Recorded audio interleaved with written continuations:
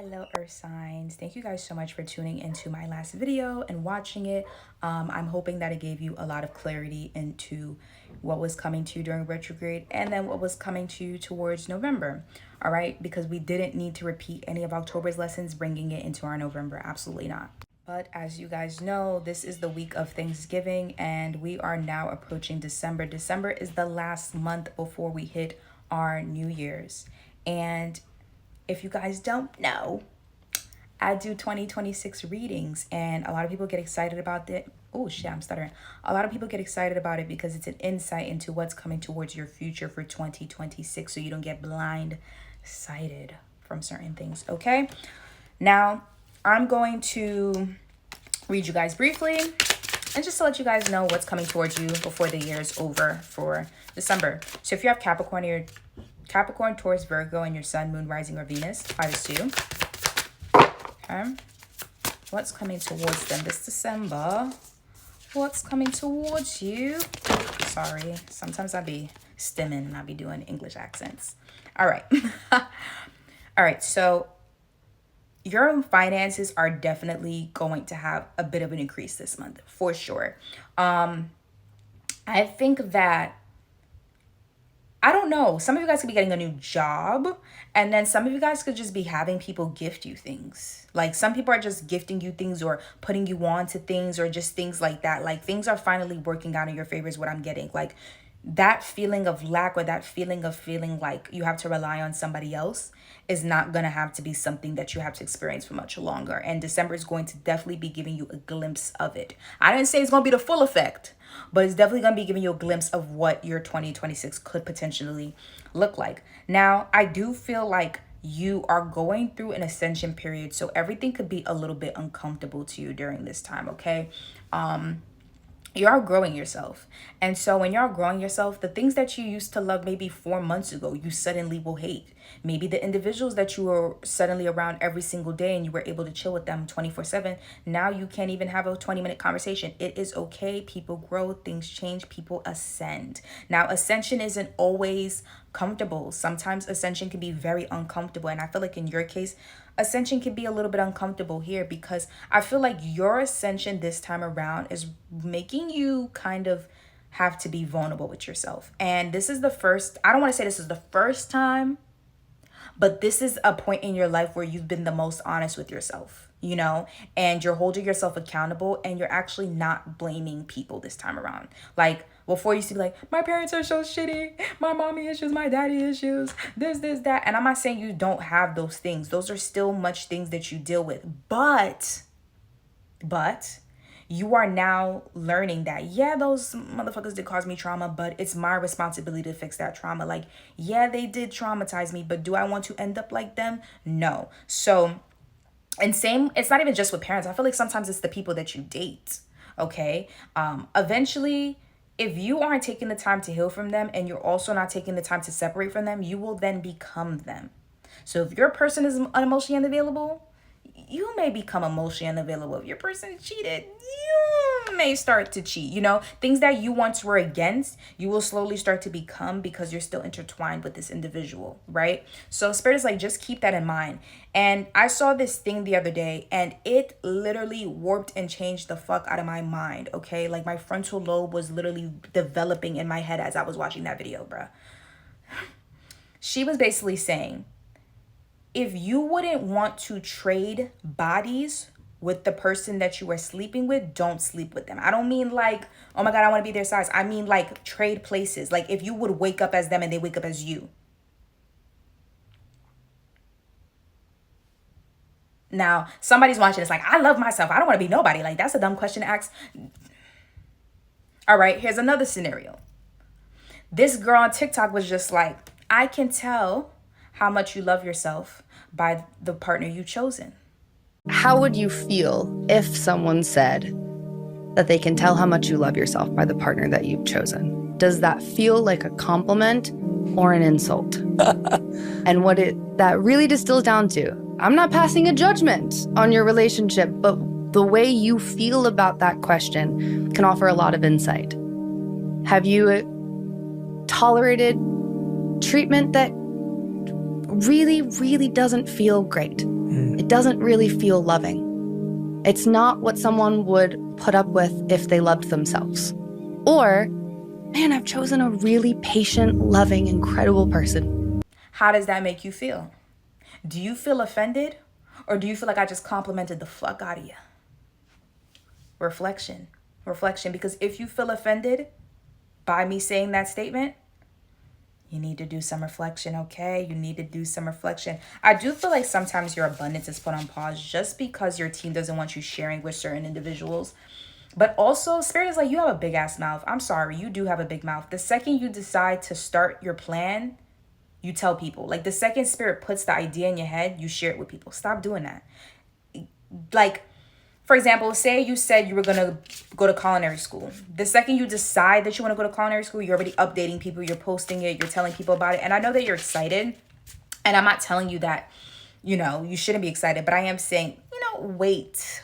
Because it's not even just about evil eye and shit like that. Because what is truly meant for you will always be for you. But it's the simple fact that sometimes you change your mind. Sometimes the things that you're interested in 3 months ago is not the same things that you're interested in today. So I guess Spirit just wants you to just take your time with certain things.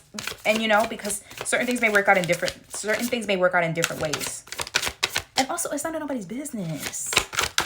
You feel so judged sometimes because you keep telling everybody your business. It ain't nobody's business. It ain't nobody's business.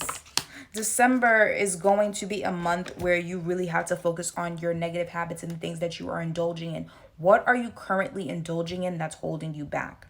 You have to be honest with yourself, because if it comes into your 2026, I definitely see from springtime to summer, you're going to be wanting to bang that head. I'm sorry. It's the truth. But it's like, stay on top of yourself. If there's goals that you have for yourself, stay on top of those goals. If you told yourself you're going to walk every day, go for a walk every day. If you told yourself you're going to hit 10K steps, hit 10K steps. If you told yourself you're going to start going out more, start going out more. If you told yourself you're going to start saving and less eating out, less saving and eating out. Now is not the time to just be saying stuff for fun. Now is the time to actually say stuff and actually mean it. So if you tell yourself you're going to do something, it needs to get done. All right. And you need to hold yourself accountable. Fuck having other people hold you accountable. Hold yourself accountable. Okay. Because I do feel like this is a way for you to give back to your inner child. You've always complained how as a child you felt neglected and you felt like your parents didn't show up for you enough, or you felt like they were emotionally unavailable. Maybe they did the daily duties that a parents do, but they didn't really go past that. Like, they didn't really overextend themselves to like really be there for you. Whatever the case may be, this is a way for you to heal your inner child. Okay, this is a way for you to heal your inner child, connect with your inner child, and balance yourself again and restore yourself again. Okay, showing up for yourself this time around and promising and keeping the promises you've made to yourself. This is helping you heal your inner child. Okay, this is helping you heal your inner child. This right here. Okay, so I would definitely say prioritize these goals and not let anybody get in the way of it, because you will have some people that try to get in the way of it. You will have some people that try to self-sabotage you. You will have some people that try to slow you down. You will have some people that try to withhold information from you. I feel like you will have some individuals that try to create blockages on your way, but that doesn't mean that you need to stop. I feel like sometimes when you face hardships in life and somebody hurts you or somebody does something to you that you don't like, you internalize it and then you self-sabotage yourself. So like, say for example, somebody's just like, I hate that painting. That painting is so ugly. You will literally stop painting. You will stop painting, or you will take it super harshly. Like, you will like base everything off of that one person saying about them hating the painting. Meanwhile, if you kept painting and you gave it to somebody, meanwhile, if you kept painting and say, for example, you post it on Instagram, it goes viral. There's over 4,000 people in your comments asking you, when are you making a print of this painting? Because they need it in their home immediately. They don't care if each painting is $300. They want it in their home. Now I don't know how much paintings cost, but are you catching my drift? Like, just because one person tells you you can't accomplish something, or just because one person talks down on you or tries to humble you, does not mean that you're doomed for life, and does not mean that they're like the holy motherfucking Messiah. Excuse my language. And then they're able to see all and hear all. No. This is your life. This is your journey. And stop slowing yourself down based off of other people. Because a lot of things that people like to do is they like to trick people out of their spot. People that aren't doing shit for themselves and aren't tapping into their creative energy, I realize they have a lot to say about those who actually are making an effort. Okay, so just be mindful of that. When somebody's giving you advice, or somebody's talking to you, or somebody's trying to humble you, I need you to really look and reflect at their life, like heavily. Yeah, there's a need for you to make sure that you take everything with a grain of salt. So maybe in the month of December, you're gonna have somebody like saying slick shit to you, saying things that agitate you, annoy you, aggravate you. Don't let it get the best of you. It's not worth it. You know what I mean? But yeah, Spirit is like, you really just need to keep pushing forward. And December is really keen for you to focus on your goals. Look, they're saying study. I just burped, sorry. Ooh. Okay, so they're saying you need to study. There's something that you're trying to learn, or there's something that you're trying to do that requires studying. There's no way around it. I know, you're agitated, you're annoyed. There's no way around it. There's no way around the studying. The studying has to happen. All right. So dedicate some time to you and study. Okay. Some of you guys may be starting therapy or thinking about starting therapy, or some of you guys may be thinking about quitting therapy. And this is your sign to not to and to keep going.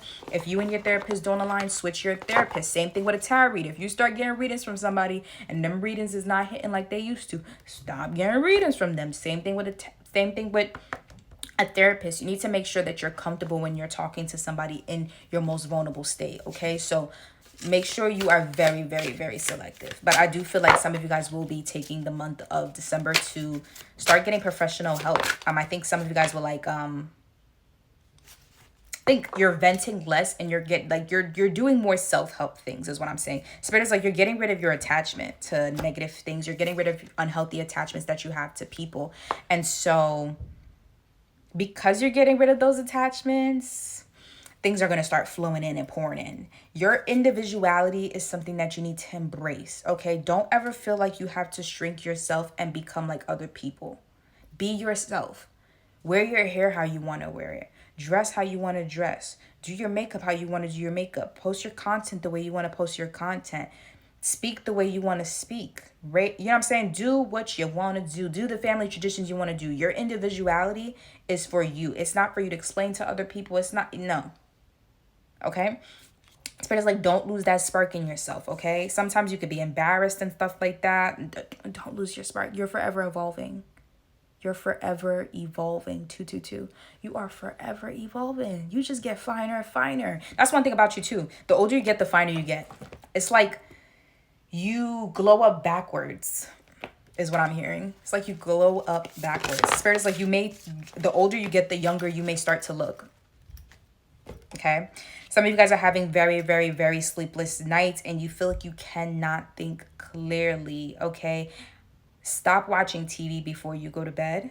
Okay, don't fall asleep with the TV on. I know you're going to be very agitated, but if you are going to fall asleep with the TV on, white noise, healing frequency, city sounds, ocean sounds, something that's not individuals talking in your ears, because that's going to fuck up your dreams and you're going to start dreaming about the things that you're hearing through the TV screen. Okay.